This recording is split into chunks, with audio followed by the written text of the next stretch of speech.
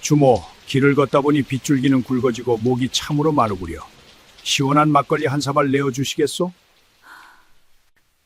스님, 여기 막걸리 가져왔어요. 고맙구나. 시원하구나. 잘 마셨다. 더 드릴까요? 최 씨, 저 스님은 귀한 돈도 한 푼 안 내면서 어찌 매일 저리 뻔뻔하게 남의 술을 마신답니까?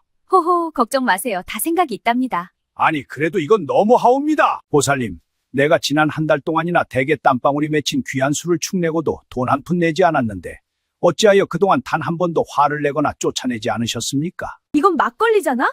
우물에서 막걸리가? 스님 감사합니다. 사람의 마음은 참으로 알 수 없는 깊고 어두운 우물과 같습니다. 가뭄에 바싹 마른 쩍쩍 갈라진 땅처럼 텅 비어 있을 때는 시원한 물 한 모금에도 세상을 다 가진 듯한 깊은 감사함을 느낍니다. 하지만 그 빈 공간이 번쩍이는 금은보화로 하나둘 채워지기 시작하면 신기하게도 만족하기는커녕 천하를 다 담고도 모자라다며 긴 한숨을 내쉬기 마련입니다.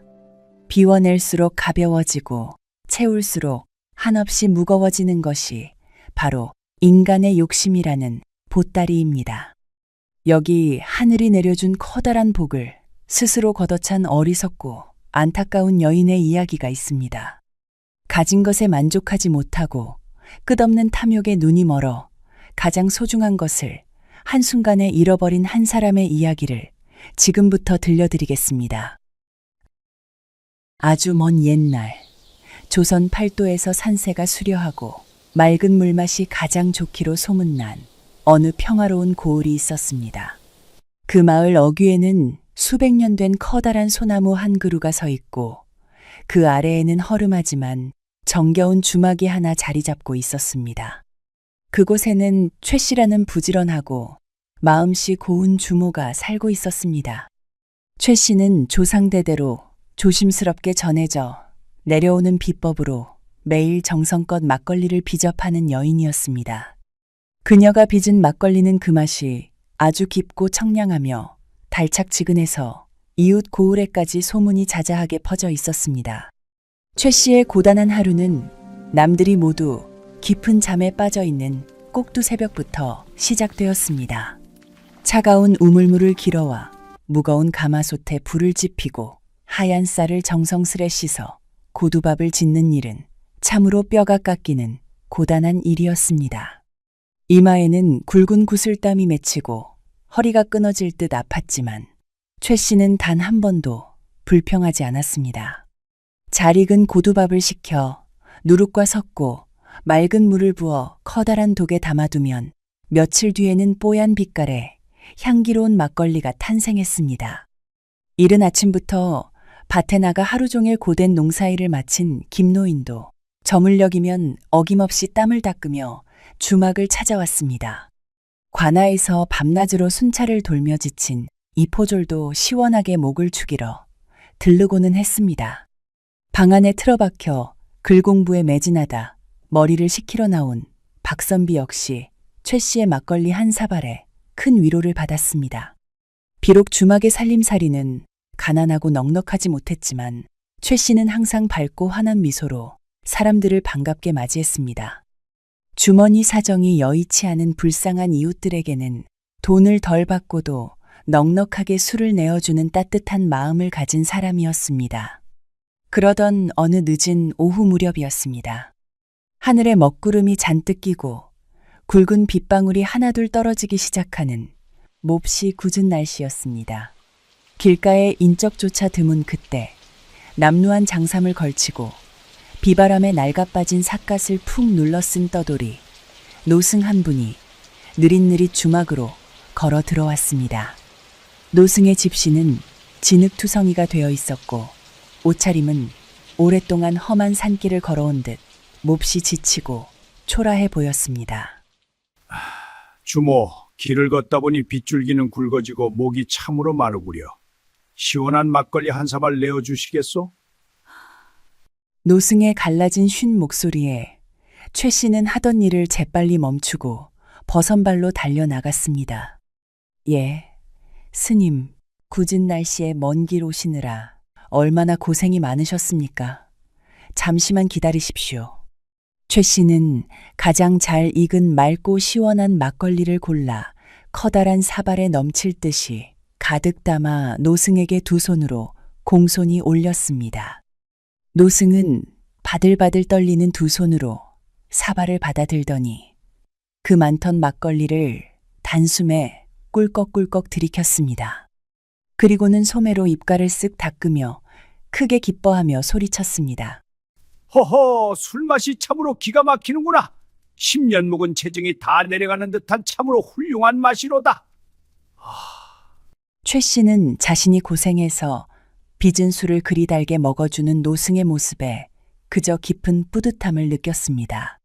하지만 노승은 술을 다 마시고도 품속에서 엽전 한 입 꺼내지 않고 그대로 삿갓을 고쳤으며 빗속으로 자리를 훌쩍 떠났습니다. 최 씨는 피땀 흘려 만든 술을 대접하고도 돈 한 푼 받지 못했지만 굳이 노승의 등 뒤에 대고 야박하게 술값을 달라고 소리치며 재촉하지 않았습니다. 불쌍하신 스님이 차가운 비를 맞으며 먼 길을 오시느라 많이 시장하고 목이 타셨던 모양이구나. 부처님께 공양한 셈 치자. 최 씨는 그저 이렇게 너그럽고 자비로운 마음으로 생각하며 홀로 웃어 넘겼습니다. 그런데 참으로 기이하고 이상한 일은 바로 그 다음 날부터 벌어지기 시작했습니다. 해가 중천에 뜰 무렵 어제 찾아왔던 낡은 삿갓을 쓴 노승이 어김없이 주막을 다시 찾아온 것입니다. 노승은 아무 말 없이 텅 빈 자리에 앉아 술을 청했고 최 씨는 어제처럼 정성껏 맑은 막걸리를 내어주었습니다. 노승은 그날도 막걸리를 시원하게 마시고는 빈손으로 유유히 주막을 빠져나갔습니다. 이런 기이한 행동은 하루 이틀로 끝나지 않았습니다.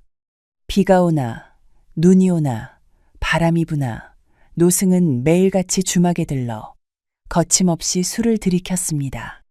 그렇게 하루하루 시간이 물 흐르듯 흘러 어느덧 한 달이라는 긴 시간이 훌쩍 지났습니다. 그 한 달 동안 노승이 주막 평상에 앉아 마신 술만 해도 무려 수십 사발이 넘고도 남았습니다.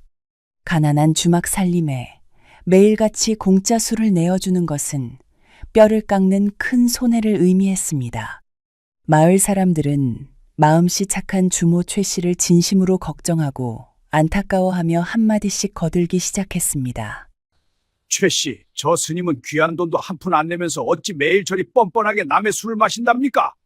염치가 있어도 유분수지 당장 내쫓으시오. 지팡이를 짚고 서서 못마땅한 표정을 짓던 김노인도 하얀 수염을 쓰다듬으며 걱정스러운 얼굴로 맞장구를 쳤습니다. 제가 당장 관아에 가서 사또나리께 구하여 저 뻔뻔한 노승을 흠씬 혼내줄까요? 하지만 최 씨는 동네 사람들의 진심 어린 염려 섞인 말에도 그저 사람 좋은 넉넉한 미소를 지을 뿐이었습니다. 어르신들 너무 노여워하지 마십시오. 스님께서 다 말 못할 깊은 사정이 있으시겠지요. 없는 살림이라도 막걸리 몇 사발 더 불쌍한 이웃과 나눈다고 당장 굶어 죽는 것도 아니지 않습니까? 제 팔자가 험해서 몸을 조금 더 고생시키면 그만입니다. 최 씨는 이웃들의 끈질긴 만류와 걱정에도 불구하고 얼굴 한번 붉히지 않고 여전히 묵묵히 그리고 정성스럽게 노승에게 술을 대접했습니다. 마침내 꼬박 한 달이 꽉 차던 날이었습니다. 노승은 평소처럼 막걸리를 아주 달게 마신 뒤 천천히 자리에서 일어났습니다. 그리고는 처음으로 삿갓을 위로 살짝 들어 올리며 최 씨를 향해 아주 깊고 인자한 미소를 지어 보였습니다. 그의 눈동자는 깊은 산속 맑은 호수처럼 반짝반짝 빛나고 있었습니다. 보살님, 내가 지난 한 달 동안이나 대게 땀방울이 맺힌 귀한 술을 축내고도 돈 한 푼 내지 않았는데 어찌하여 그동안 단 한 번도 화를 내거나 쫓아내지 않으셨습니까? 노승의 갑작스러운 물음에 최 씨는 조용히 앞치마에 젖은 손을 닦으며 대답했습니다. 스님께서 제가 정성껏 만든 술을 매일 맛있게 드셔주시니 술을 빚는 사람으로서 저는 그저 그것으로 족하고 기쁩니다. 귀한 돈이야. 제가 아침 저녁으로 땀 흘려 부지런히 일하면 또 벌 수 있는 것이지요. 어찌 사람의 정을 돈으로만 계산하겠습니까? 최 씨의 욕심 없고 따뜻하며 진실된 대답에 노승은 크게 고개를 끄덕이며 연신 감탄했습니다. 참으로 바다같이 넓고 하늘같이 훌륭한 마음씨를 가지셨구려. 보살님의 그 착한 심성에 하늘도 감동할 것입니다. 내가 그동안 빚진 술값을 오늘 아주 톡톡히 치러드려야겠습니다. 내일 아침 해가 뜰 무렵 이 주막마당 한가운데에 세상에서 제일 맛있는 술이 마르지 않고 끝없이 솟아나는 신기한 우물을 하나 만들어 드리리다. 믿기 힘든 그 엄청난 말을 남기고 노승은 큰 웃음을 터뜨리더니 한 줄기 거센 바람처럼 호련히 사라져 버렸습니다. 마치 처음부터 그 자리에 없었던 것처럼 발자국 하나 남지 않았습니다. 최 씨는 노승의 허무맹랑한 말을 그저 술기운에 하신 지나가는 농담으로 여기고 고단한 몸을 이끌고 이부자리에 누워 일찍 잠자리에 들었습니다. 다음 날 아침 일찍 닭 우는 소리에 눈을 뜬 최 씨는 평소처럼 밥 지을 물을 기르러 마당으로 나갔습니다. 그런데 마당 한가운데를 본 그녀는 그만 깜짝 놀라 손에 들고 있던 무거운 물동이를 바닥에 떨어뜨리고 그 자리에 털썩 주저앉고 말았습니다. 아이고, 이게 도대체 무슨 조화란 말인가? 정말로 어제까지 텅 비어있던 흙마당 한가운데에 커다랗고 반듯하게 돌로 쌓아 올린 우물이 하나 생겨나 있었던 것입니다. 놀란 가슴을 진정시키며 두근거리는 마음으로 조심스레 다가가 우물 안을 깊이 들여다보았습니다. 그곳에는 투명하고 맑은 물 대신 향긋한 누룩 냄새를 풍기는 뽀얀 막걸리가 찰랑거리며 우물 안을 가득 채우고 있었습니다. 바람이 불 때마다 진하고 향기로운 술 냄새가 코끝을 강하게 자극했습니다. 최 씨가 바들바들 떨리는 손으로 바가지를 들어 그 술을 조금 떠서 입에 대어 맛을 보았습니다. 세상에 이럴 수가 없었습니다. 그것은 그녀가 평생 동안 잠을 줄여가며 고생해서 빚던 술과는 비교도 할 수 없을 만큼 훨씬 더 깊고 청량하며 혀끝에 감기는 달콤한 맛이 일품이었습니다. 목 넘김은 비단결처럼 부드러웠고 뒷맛은 깔끔하기 그지없었습니다. 이 신기하고 기막힌 막걸리 우물에 대한 소문은 발없는 말이 천리를 가듯 바람을 타고 순식간에 조선 온 팔도로 널리 퍼져나갔습니다. 경상도, 전라도, 충청도는 물론이고 멀리 한양 땅에서까지 이 진귀한 술을 한 모금이라도 맛보겠다며 사람들이 매일같이 구름대처럼 몰려들었습니다. 주막 앞은 새벽부터 밤늦게까지 막걸리를 사려는 사람들로 문전성시를 이루어 발 디딜 틈조차 없었습니다. 이제 최 씨는 밤잠을 설쳐가며 힘들게 땀 흘려 고두밥을 짓고 무거운 누룩을 디딜 필요가 전혀 없었습니다. 가마솥에 불을 지피다 불에 대어 화상을 입을 일도 허리가 끊어질 듯 아파 알아누울 일도 완전히 없어졌습니다. 그저 편안하게 나무마루에 걸터 앉아 바가지로 우물에서 쉼없이 솟아나는 술을 퍼서 사람들에게 내어 팔기만 하면 되었습니다. 매일같이 주막의 돈통에는 은빛 반짝이는 엽전과 돈이 쉴 새 없이 산처럼 높이 쌓여갔습니다. 가난하고 고달팠던 주모 최 씨는 눈 깜짝할 사이에 고을에서 제일 가는 엄청난 큰 부자가 되었습니다. 비가 새던 허름한 낡은 초가집을 허물고 으리으리하고 화려한 기와집을 새로 높게 지었습니다. 거칠고 낡은 무명옷 대신 비단결처럼 곱고 차르르 윤기가 흐르는 비단옷을 차려입었으며 매일 고기 반찬이 한가득 올라오는 남부러울 것 없는 호화로운 생활을 마음껏 누리게 되었습니다. 최 씨의 얼굴에는 고생으로 패였던 찌푸린 주름살이 활짝 펴지고 밝은 웃음꽃이 하루도 끊이지 않았습니다. 그녀에게 하루하루는 그저 황홀하고 구름 위를 걷는 듯한 꿈만 같은 날들의 연속이었습니다. 마법의 막걸리 우물은 단 하루도 마르지 않고 끊임없이 최상급의 막걸리를 뿜어내며 최 씨에게 어마어마한 부와 명예를 가득 쏟아부어 주었습니다. 마을 사람들인 김노인, 이포졸, 박선비 모두 최 씨가 착한 마음씨로 적선을 많이 한 덕분에 하늘이 내린 큰 복을 받았다며 진심으로 축하해주고 부러운 눈길로 우러러 보았습니다. 모든 것이 완벽했고 이 엄청난 행복이 영원할 것만 같았습니다. 그렇게 꿈결 같고 황홀한 세월이 덧없이 흘러 어느덧 3년이라는 긴 시간이 지났습니다. 과거에 가난하고 고달팠던 주모 최 씨의 모습은 이제 그 고을 어디에서도 찾아볼 수 없게 되었습니다. 매일같이 우물에서 솟아나는 막걸리를 팔아 벌어들인 엄청난 돈 덕분에 최 씨는 고을에서 감히 견줄 사람이 없는 가장 큰 부자가 되었습니다. 비가 새고 바람이 들던 낡은 초가집 자리는 완전히 헐리고 그 위에는 99칸짜리 으리으리하고 화려한 기와집이 높게 세워졌습니다. 마당 한가운데 자리 잡은 신기한 막걸리 우물 주변에는 반짝이는 곱고 단단한 돌을 높게 둘러쳐서 아무나 함부로 다가가지 못하게 만들었습니다. 최 씨는 이제 새벽에 일찍 일어나 무거운 물동이를 이고 우물가에 갈 필요가 전혀 없었습니다.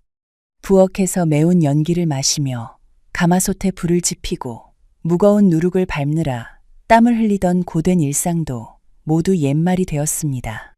그녀는 매일 아침 해가 중천에 뜰 때까지 비단 이부자리에서 늦잠을 자고 일어났습니다. 자리에서 일어나면 하인들이 따뜻한 물을 대령하여 세수를 시켜주었고 밥상에는 매일같이 귀한 고기 반찬과 맛있는 음식들이 가득 차려졌습니다. 거칠고 투박했던 그녀의 손은 이제 물 한 방울 묻히지 않아 백옥처럼 하얗고 부드러워졌습니다. 하지만 사람의 마음이라는 것이 참으로 얄궂고 간사한 법입니다. 주머니에 엽전이 가득 차고 생활이 풍족해질수록 최 씨의 마음속에 있던 따뜻하고 넉넉했던 인심은 서서히 메말라가기 시작했습니다. 과거에는 주머니 사정이 여의치 않은 불쌍한 이웃들에게는 돈을 덜 받고도 웃으며 술을 듬뿍 내어주던 그녀였습니다. 그러나 이제는 단돈 한 푼이라도 모자라면 매몰차게 손님을 내쫓는 아주 차갑고 계산적인 사람으로 변해버렸습니다. 어느 무더운 여름날 하루 종일 밭에서 힘들게 김을 메고 돌아오던 김노인이 마른 침을 삼키며 최 씨의 화려한 기와집 앞을 서성거렸습니다. 김노인은 떨리는 손으로 품속에서 낡은 엽전 두 잎을 꺼내며 조심스럽게 마당 안을 향해 말을 건넸습니다. 최 씨, 내가 오늘 너무 목이 타서 그러는데 이 엽전 두 잎으로 시원한 막걸리 딱 반 사발만 내어줄 수 있겠소? 예전에 최 씨 같았으면 당장 버선발로 뛰어나와 엽전을 받지도 않고 가득 담은 막걸리 한 사발을 대접했을 것입니다. 하지만 비단옷을 곱게 차려입고 마루에 기대어 앉아있던 최 씨는 김노인을 향해 눈길조차 주지 않은 채 차갑게 쏘아붙였습니다. 어르신, 우리 집 술은 이제 조선 팔도에서 가장 귀하고 비싼 술입니다. 엽전 두 잎으로는 우리 집 막걸리 냄새도 맡지 못하니 돈을 더 가져오시든가 아니면 그냥 돌아가십시오. 그 매몰찬 대답에 김노인은 깊은 한숨을 푹 내쉬며 무거운 발걸음을 돌려야만 했습니다. 그 모습을 지켜보던 동네 사람들도 변해버린 최 씨의 야박한 인심에 혀를 찢찢하며 수근거렸습니다. 항상 주막에 들러 글 공부에 시름을 달래던 박선비도 최 씨의 기와집 앞을 지나며 부채로 얼굴을 가린 채 씁쓸하게 중얼거렸습니다. 재물이 산처럼 쌓이니 사람의 고운 심성이 진흙탕에 빠져버렸구나. 착한 마음씨로 하늘의 복을 받았건만 그 복을 주체하지 못하고 스스로 교만해지니 참으로 안타까운 일이로다. 관아에서 고된 순찰을 마치고 지나가던 이포졸 역시 목이 말랐지만 최 씨의 차가운 눈초리가 싫어 헛기침만 하고 그냥 지나쳐 버렸습니다. 마을 사람들의 마음은 점차 최 씨에게서 멀어졌지만 그녀는 그런 것에는 아랑곳하지 않고 오로지 금고에 쌓이는 돈에만 집착했습니다.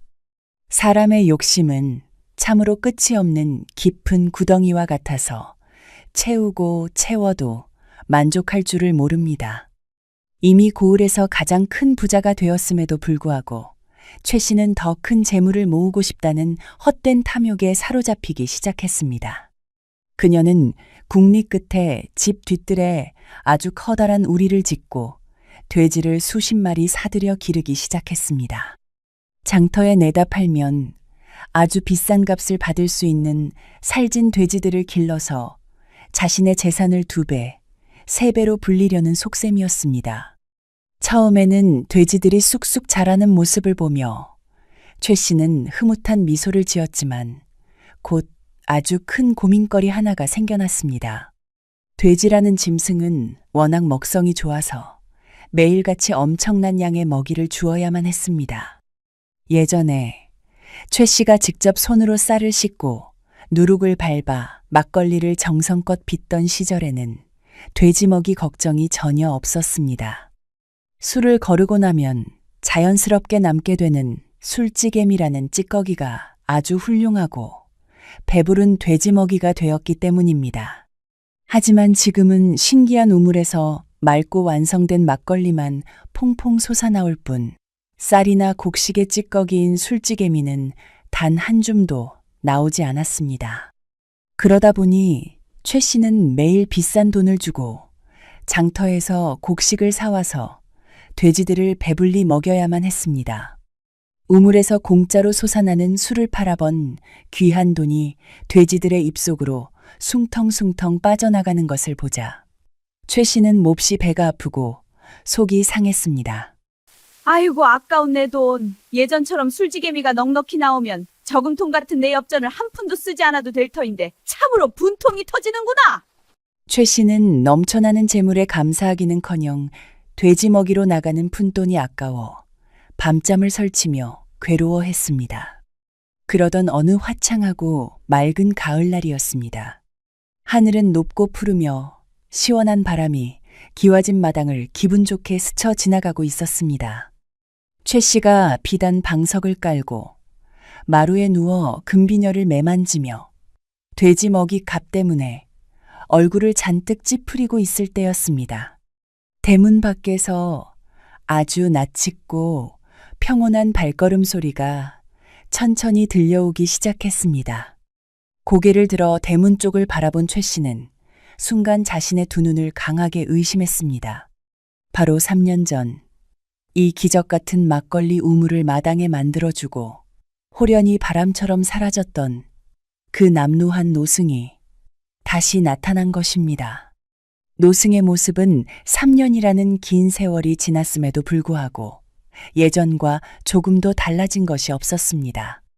여전히 낡고 해진 장삼을 걸치고 비바람에 달아빠진 삿갓을 깊게 눌러쓴 채 맑고 인자한 눈빛을 간직하고 있었습니다. 가난했던 옛날 같았으면 최 씨는 당장 마당으로 달려나가 노승의 두 손을 덥석 잡고 엎드려 큰 절을 올리며 은혜에 감사했을 것입니다. 그러나 이미 재물에 눈이 멀고 교만해질 대로 교만해진 최 씨는 자리에서 일어나지도 않은 채 거만한 목소리로 물었습니다. 아니 이게 누구십니까? 3년 전에 오셨던 그 스님이 아니십니까? 노승은 으리으리하게 변해버린 집안 풍경과 비단 옷을 입고 거드름을 피우는 최 씨의 모습을 가만히 훑어보았습니다. 그의 맑은 눈동자에는 아주 깊고 서글픈 실망감이 천천히 스치고 지나갔습니다. 노승은 조용히 마당 한가운데에 있는 우물 곁으로 다가가 찰랑거리는 맑은 막걸리를 잠시 내려다보았습니다. 그리고는 부드럽지만 뼈가 있는 목소리로 최 씨에게 천천히 질문을 던졌습니다. 보살님, 3년의 세월 동안 참으로 많은 것이 화려하게 변하였구려. 내가 만들어준 이 우물에서 나오는 술은 아직도 맛이 훌륭하고 모자람이 없습니까? 그 질문에 최 씨는 기다렸다는 듯이 무릎을 탁 치며 재빠르게 마루에서 내려왔습니다. 감사의 인사를 올리기는커녕 그녀의 입에서는 불평과 불만이 홍수처럼 쏟아져 나오기 시작했습니다. 스님께서 만들어주신 이 우물 덕분에 제가 이렇게 큰 부자가 된 것은 참으로 고마운 일입니다. 우물에서 나오는 술맛도 기가 막히고 양도 줄어들지 않으니 그 점은 아주 좋습니다. 그런데 참으로 딱 한 가지 불편하고 아쉬운 것이 있어 제 속이 새까맣게 타들어가고 있습니다. 노승이 묵묵히 고개를 갸웃거리며 그게 무엇인지 묻는 듯한 표정을 지어 보였습니다. 최 씨는 입술을 삐죽거리며 자신의 탐욕스러운 속내를 부끄러움도 없이 줄줄이 늘어놓았습니다. 제가 뒤뜰에 돼지를 수십 마리 치고 있는데 이 우물에서는 곡식을 쓰지 않고 완성된 맑은 술만 나오다 보니 돼지들에게 먹일 술찌개미가 전혀 나오지를 않습니다. 예전에는 남는 술찌개미로 돼지들을 공짜로 배불리 먹였는데 지금은 제 생돈을 들여 비싼 곡식을 사다가 먹이려니 참으로 억울하고 돈이 아까워 죽겠습니다. 스님께서 도수를 부리실 줄 아시니 이왕 도와주시는 김에 우물 한 구석에서 돼지 먹일 찌꺼기인 술찌개미도 쉴 새 없이 팍팍 솟아나게 하나 더 만들어주시면 안 되겠습니까? 이 어처구니 없고 뻔뻔한 요구를 듣고 노승은 잠시 아무 말도 하지 못한 채 망연자실한 표정으로 최 씨의 탐욕스러운 얼굴을 응시했습니다. 하늘이 내려준 엄청난 불을 거저 얻고도 돼지 먹일 푼돈이 아까워 또 다른 욕심을 채워달라는 여인의 모습에 노승은 깊은 절망을 느꼈습니다. 노승의 입가에는 씁쓸하고도 비통한 웃음이 천천히 번지기 시작했습니다. 허허, 참으로 무섭고도 끔찍한 것이 바로 인간의 끝없는 탐욕이로구나. 가난할 때는 물 한 모금에도 감사하던 고운 마음씨가 재물의 늪에 빠지더니 이제는 하늘을 삼키고도 모자라다고 아우성을 치는 꼴이 되었어. 노승은 깊은 한숨을 내쉬며 품속에서 작은 붓을 하나 꺼내 들었습니다. 그리고는 최 씨의 화려한 기와집 벽면을 향해 힘찬 필치로 글귀를 적어 내려가기 시작했습니다. 하늘이 끝없이 높다 한들 사람의 욕심보다 높지 않구나. 맑은 물이 신기한 술이 되어 끝없는 재물을 안겨주었건만 오히려 돼지 먹일 찌꺼기가 없음을 원망하며 한탄하다니 참으로 안타깝고 어리석도다. 글귀를 모두 적은 노승은 최 씨를 향해 차갑고 엄숙한 표정으로 마지막 말을 남겼습니다. 보살님, 분수에 넘치는 과도한 욕심은 결국 자신이 가진 가장 소중한 것마저 갉아먹는 무서운 독초와 같습니다. 스스로 욕망을 다스리지 못하고 탐욕의 노예가 되었으니 보살님에게 허락된 하늘의 복은 딱 여기까지인 듯합니다. 그 무서운 경고의 말을 끝으로 노승은 뒤도 돌아보지 않고 대문 밖으로 걸어나가 순식간에 안개처럼 흔적도 없이 사라져버렸습니다. 최 씨는 노승의 알 수 없는 행동과 벽에 적힌 글귀를 보며 코웃음을 쳤습니다. 돼지 먹이 좀 아껴보려고 부탁 한 번 한 것 가지고 속 좁게 화를 내고 가시다니 별일도 다 있네. 그녀는 전혀 자신의 잘못을 뉘우치지 못하고 그날 밤도 고기 반찬에 배를 불리며 따뜻한 방에서 편안하게 잠자리에 들었습니다. 하지만 다음 날 아침 날이 밝자 기와집 마당에서는 최 씨의 새파랗게 질린 비명소리가 온 동네가 떠나가라 울려 퍼졌습니다. 아침 일찍 술을 팔기 위해 우물로 다가간 최 씨는 우물 안을 들여다보고는 그만 넋을 잃고 바닥에 엎어지고 말았습니다. 어제까지만 해도 진한 향기를 풍기며 찰랑거리던 뽀얀 막걸리는 온데간데 없이 사라져 버렸습니다. 대신 그 자리에는 아무 맛도 나지 않고 냄새도 없는 아주 평범하고 차가운 맹물만이 가득 차 있었습니다.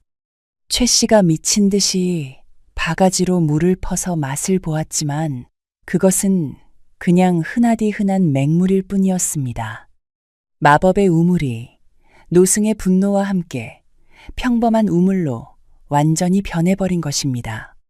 소문을 듣고 막걸리를 사러 몰려왔던 사람들도 맹물로 변해버린 우물을 보고는 모두 실망하여 뿔뿔이 흩어져 돌아갔습니다.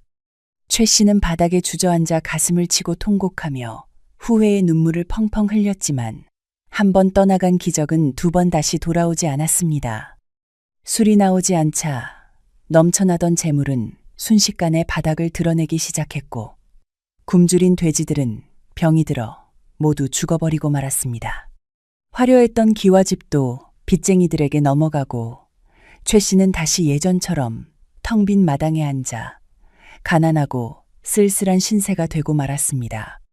아니, 오히려 예전처럼 땀 흘려 술을 빚을 정성과 마음마저 잃어버렸기에 더욱 비참하고 가련한 처지가 된 것입니다. 그 광경을 지켜보던 김노인과 박선비 그리고 이포졸은 한 목소리로 탄식하며 마을 사람들에게 말했습니다. 사람이 마땅히 만족할 줄을 알아야지 끝없는 욕심을 부리면 결국 쥐고 있던 금덩이마저 한 줌의 흙으로 변하는 법이요. 사랑하는 시청자 여러분, 오늘 제가 들려드린 조선시대 옛날 이야기는 어떠셨습니까? 우리가 살아가는 세상의 모든 비극은 아마도 자신이 가진 것에 감사하지 못하고 더 많은 것을 가지려는 과도한 탐욕에서 비롯되는 것인지도 모릅니다. 낙담하고 힘들 때는 남들의 화려한 삶을 부러워하다가도 막상 내 형편이 나아지고 넉넉해지면 오히려 더 크고 많은 것을 탐내게 되는 것이 연약한 사람의 마음입니다. 하지만 스스로 자신의 마음을 굳건히 다스리고 넘치는 욕망을 제어할 줄 아는 사람만이 하늘이 내어주신 참된 복을 오래도록 평안히 누릴 수 있을 것입니다. 비록 작은 것이라도 내 손에 쥐어진 것에 깊이 감사하고 베푸는 삶을 산다면 그것이 바로 진정한 부자가 되는 길이 아닐까요? 오늘도 이 부족한 이야기를 끝까지 귀 기울여 들어주셔서 참으로 고맙습니다. 여러분 모두 항상 몸 건강하시고 댁내에 평안이 가득하시기를 진심으로 바랍니다. 하시는 모든 일마다 하늘의 큰 복이 깃들어 재물이 넉넉해지시고 가정에는 언제나 따뜻하고 밝은 웃음꽃이 활짝 피어나기를 기원합니다. 다음 시간에도 더욱 재미있고 우리 삶의 피가 되고 살이 되는 유익한 이야기로 다시 찾아뵙겠습니다.